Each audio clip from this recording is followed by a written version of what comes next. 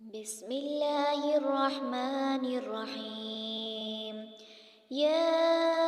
أيها المزمل قم الليل إلا قليلا نصفه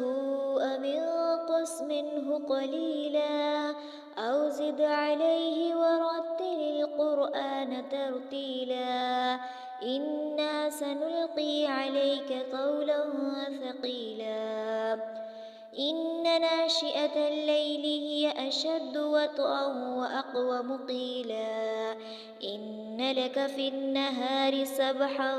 طويلا واذكر اسم ربك وتبتل إليه تبتيلا رب المشرق والمغرب لا إله إلا هو فاتخذه وكيلا واصبر على ما يقولون واهجرهم هجرا جميلا وذرني والمكذبين أولي النعمة ومهلهم قليلا إن لدينا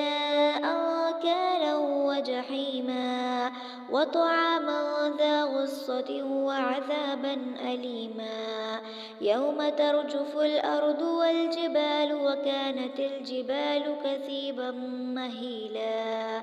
إنا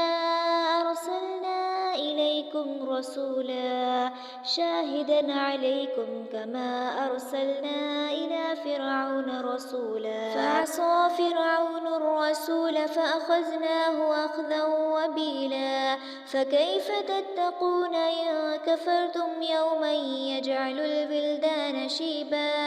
السماء منفطر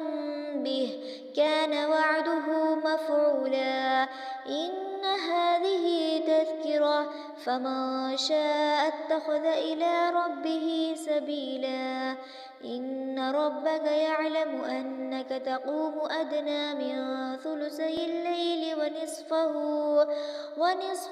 وثلثه وطائفة من الذين معك والله يقدر الليل والنهار علم أن لن تحصوه فتاب عليكم فاقرؤوا ما تيسر من القرآن علم أن سيكون منكم مرضى وآخرون يضربون في الأرض يبتغون من فضل الله وآخرون يقاتلون في سبيل الله فاقرؤوا ما تيسر منه وأقيموا الصلاة وآتوا الزكاة وأقرضوا الله قرضا حسنا وما تقدموا لأنفسكم من خير تجدوه عند الله هو خيرا وأعظم أجرا